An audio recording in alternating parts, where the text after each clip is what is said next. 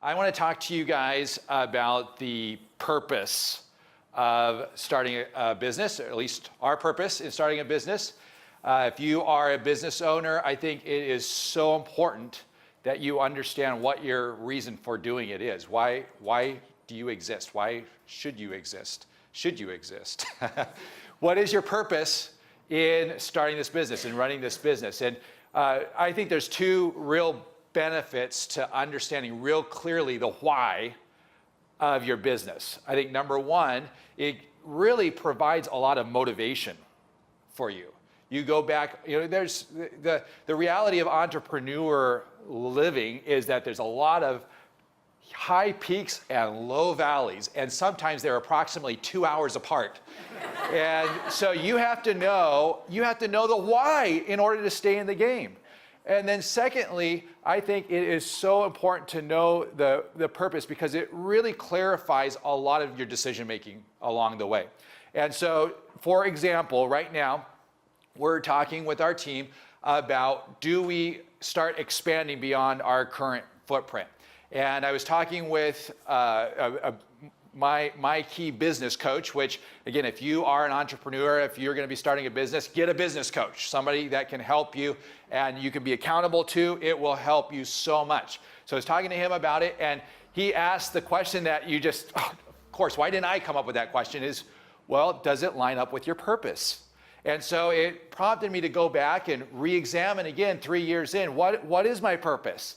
And so I did some journaling here a few days ago and wrote down, okay, these are the reasons why we exist. And the cool thing is that it really, as I was reflecting on it, it's still the main reasons that we started it in the first place. So I thought that was kind of exciting, kind of cool. And so is it okay with you if I just read a little bit from my journal here with you guys? So the first thing, reason number one, why we started it in the first place and why we exist is to be able to provide for my family without having to travel.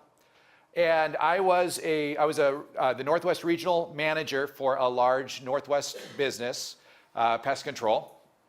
And I was having to travel a lot. And I still have this letter that my daughter wrote me. She was at that time probably about 7 years old. And she said, Dad, I just want to know if I've done something because I feel like we're not as close as we used to be, and I really miss you. Right there, that was probably the genesis point of Harvest Valley Pest Control. It's like, okay, it doesn't matter at that point what kind of money you're making, what kind of, the thing I really loved is just being around the table with some of the decision makers of the business and being able to make decisions on a large business. I think that's so fun, it's so cool, but it pales in comparison to being able to be there, be present for your kids and for your spouse. So that's by far reason number one. Number two, and this is really, really important to me, is to be able to impact the lives of those that come to work for me and to create a workplace that is awesome. I think we spend the majority of our waking hours at work. What a travesty for that to be miserable for a lot of people.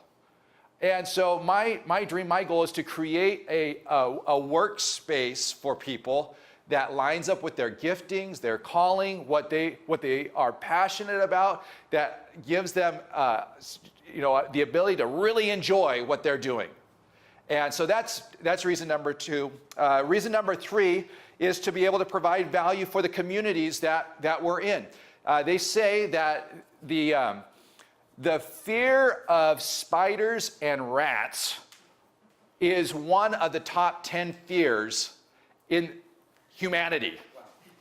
And so part of our existence is to help solve mankind's greatest fear, the fear of spiders and rats. I think they say that mankind's greatest fear is public speaking. We can't help with that. But we can help with spiders and rats at least, right? And then second maybe to that fear, I think, is the fear of pest control guys coming in to actually solve the problem. That you're going to get some Billy the Exterminator type that's just going to come in and be like, dude, we're going to set off a nuclear bomb in this place. There won't be a bug for 3 blocks. It's going to be amazing. And you're thinking, oh my gosh, like I might not live through this pest control service, right? And so finding a way to provide solutions to this great fear and yet provide peace of mind that we can create a healthy, pest-free home and workspace for our customers. Number 4, this is something that's really important for me, is to help. We have a goal. We'll see if we accomplish it, but we want to be able to help to plant 1,000 churches. We want to help start 1,000 churches through be able to just be generous and fund that. We want to help send missionaries, and then we want our target, we'll see, is to help fund 10 Bible translations into languages that don't have the Bible yet. I'm a youth pastor also, so I do what's called bivocational ministry. And that's reason number 5, is to have a job that facilitates being able to do both of those roles. Because I really believe that youth pastoring is very important, but I think that being an entrepreneur and business owner is just as important. I see them both as having equal purpose and value. So, know your purpose.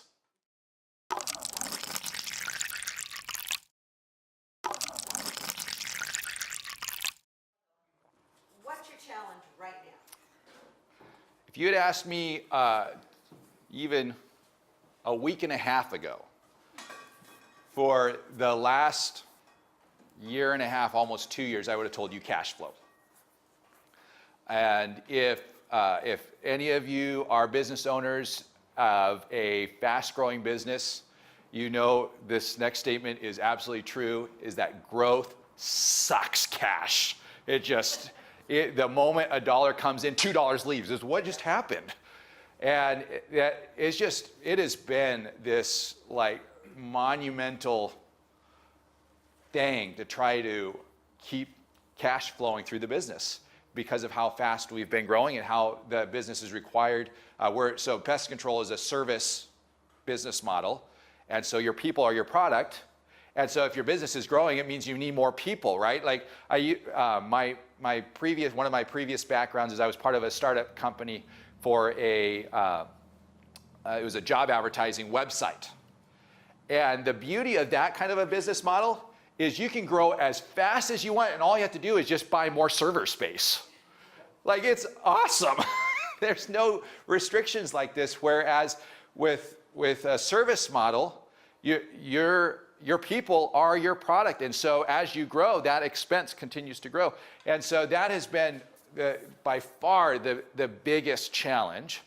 And then the thing that is so exciting is at some point, finding that cash machine that you're building as an entrepreneur, this is the goal, at least as you're building a business, is that it begins to generate cash. And so we're finally beginning to see some of that take place. And then the other challenge that's associated with it is that banks don't want to lend to you if you're not putting off a bunch of cash. And then as soon as they see you're putting off a bunch of cash, then they're like, oh, we'll lend to you now. It's like, well, we've kind of solved that problem, thanks anyways.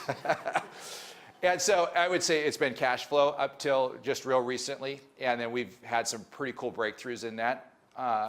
And so now I would say that it's probably, as the growth curve continues, and this will probably be I'm going to ask for the feedback here at the end when you ask your final question, but it is going to be continuing to hire world-class service providers. So people that genuinely really care about people and have a really great work ethic. I think it's those two things that make somebody that's in the service industry that makes them spectacular.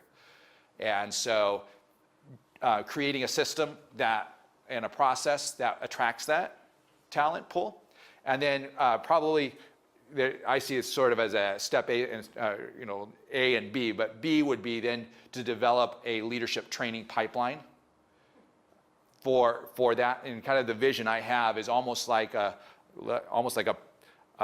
pest leadership university that I think as we continue to grow, that'll probably be a lot of my time investment will be on just raising up and training up leaders to help grow, because otherwise, real quick, you hit a lid.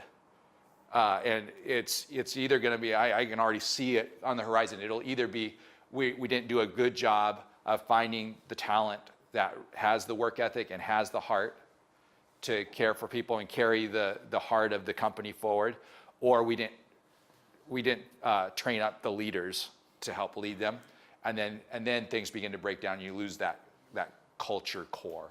How big is your staff now, and where did you find them? So we are either 11 or 12. I can't remember exactly. I think we're 11 right now. No, I think we're 12 right now. Anyways, and the vast majority I'm still in this sweet spot of friends and family, which if you have, I have been really blessed to have awesome family and awesome friends, high quality, hardworking. They really care about people. And so that's the compliment that we get all the time about our business is, wow, your crew that came out and did my crawl space was so excellent, and they were so engaging, and they were, we get all these compliments. And so again, my challenge is, now that I'm probably getting close to tapping out that resource pool, how do I go beyond that resource pool to still attract that same quality of people? Done a lot of management consulting. One of the growth challenges for businesses like you that start with friends and family is when you get bigger, then the new people who come in are not friends and family, and there's the hidden rules and then the written Right. rules. And then people come in and they're like, well, you're not going to fire your sister, but she's really being a jerk to me. So I would encourage you to create, you're going to have to, as you get bigger, create processes and job descriptions and some structure so that a new person feels like they will be treated fairly and warmly and on the same level. No, I think that's really great advice. And I think that is for a lot. How many of us are what you would call a family-owned business? So there's a few of us, right? I think that is one of the biggest challenges. So a family-owned business, and I've worked for several now, is awesome, and it's not awesome. There's both aspects to it. And I think one of the significant lids to a family-owned business is whether or not they're going to grow past that, kind of the mafia mentality of, well, he's blood, so he gets whatever. And so I think it was in Jim Collins's book Good to Great, which if you've never read the book, you should read Good to Great. If you're only going to read one business book all your entire life, read Good to Great. And that's my opinion. And one of the things that he talks about the really great leaders is that they're so focused and passionate about the purpose of the business, the mission of the business, that it becomes that important that they would be willing to fire their brother for the sake of the business. And so if you're not willing to do that, you'll probably just remain a small friends and family business. And that's okay, by the way. That if a lot of us are called to that, that's what we're called to, is to have an awesome friends and family business that provides a great place to work for them. But if it's in your heart and your dream is to grow past that, then you're going to, just exactly what was just said, you're going to have to develop some really clear protocols and processes and expectations that say, okay, this is the expectation for your role. And I don't think you have to be rude about it. You just say, you have those, those tough conversations where you sit down and say, the role that you're in right now, this is what I need from that role. Are you sure it's the right fit for, do you want to step up to that? And if not, let's find you a different role, right? So I think you just have to be willing to have those conversations. But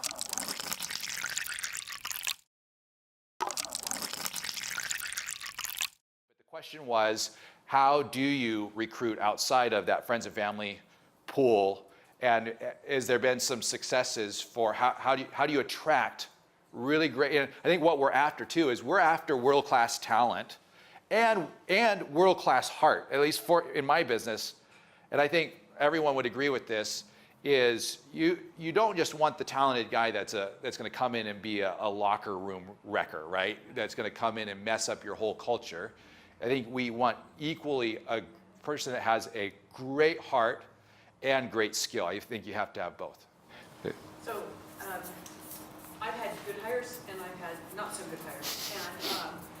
And I think a lot of that has to do with when she was talking about processes and procedures and knowing exactly what it is we're gonna do, having that in place.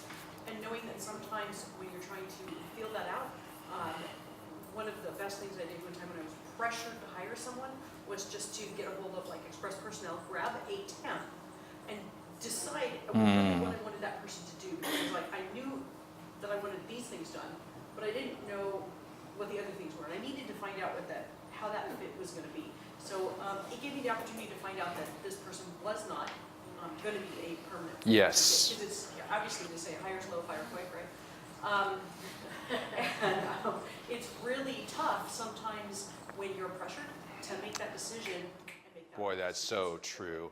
So, How many of you have been in the position where, as much as you regretted it, you said, you know what, I will just take a warm body right now. Like I've been there, and that is a not fun position to be in. That is not a good position to be in. So you want to build so that you don't get into that position. And I want to go back again to what you said about having a job description in place that you're hiring for, and then managing to, right? I think that's the important thing with job descriptions. But I had, and I can't remember where I heard this advice. I think it was actually from my business coach that I have a weekly call with. And he said almost more important than a job description is your job expectation. And so having specific KPIs that this is the expectation of your role. And so when you hire them, you're hiring them. So for example, for our technicians, we have a certain dollar amount of production each month that they have to be able to get to.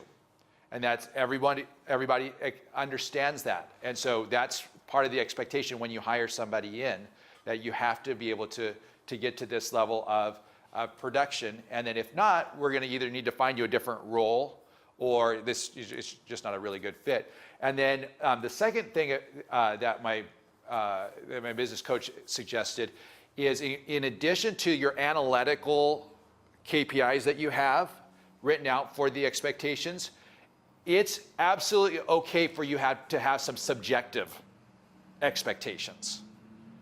That as the business owner, it is your prerogative to say, you just need to be a nice person. And I don't have a number to attach to that, but if you're not a nice person, you're not going to work here, right? And that is absolutely okay, and you should be able to make that part of the expectation for your employees. And so you're setting that expectation. And I think that what Jordan said, those soft skills, I think that those are the things that are going to set apart your business and your employees from your competitors. Is that emotional intelligence, that whatever it is that that core of what you want your culture to represent, that your ability to reproduce that over and over again is going to be your competitive advantage. Let me go back here and then I'll come back. Our industry, food industry, is very specific as far as when people are looking for jobs. The summertime, nobody wants a job then. They're all outside enjoying their life.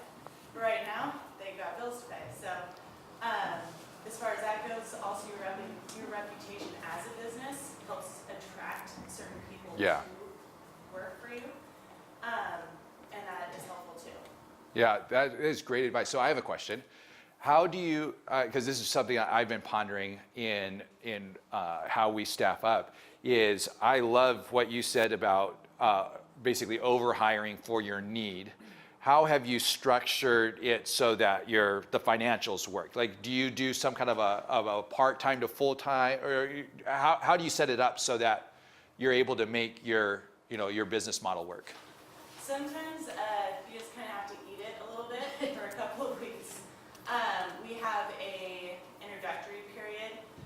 Usually it's a 5-day working interview, we call it. So Oh, wow. at the end of the 5 days, we can sit down with the person and say, is this a good fit for you? Are you enjoying this job? That way they have an opportunity to say, this isn't for me, just like we might have an opportunity to say, we're a small business, and there's only 6 of us there. So if you're not fitting in the group, that's kind of an issue too. That gives everybody an opportunity to say yay or nay at the end. Yeah.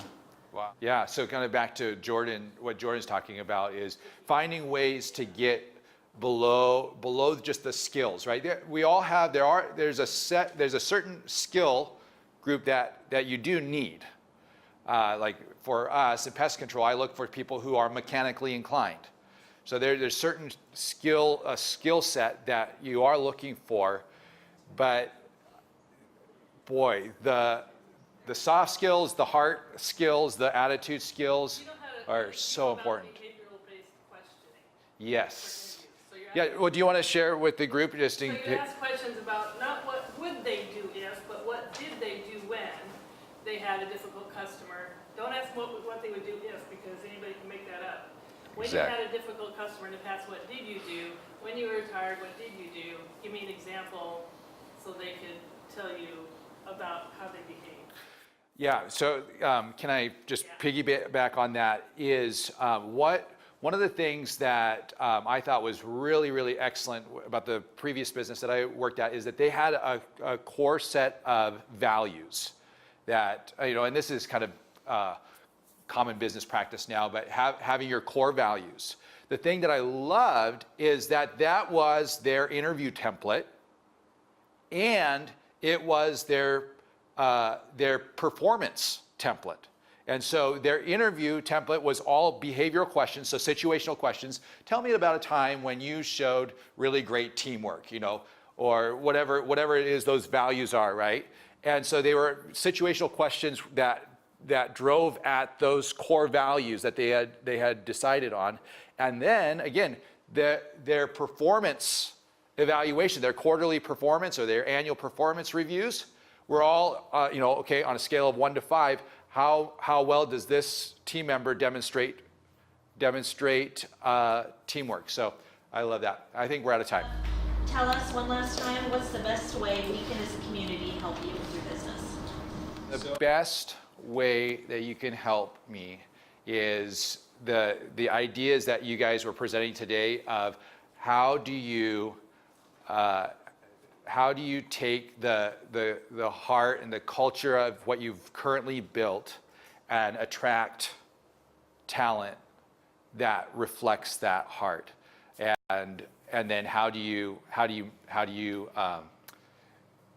train them, and how do you grade them to keep that talent? Because when you've poured your soul into a business, one of the greatest fears is that it would grow beyond the heart of the business. I mean, that would just be a catastrophe.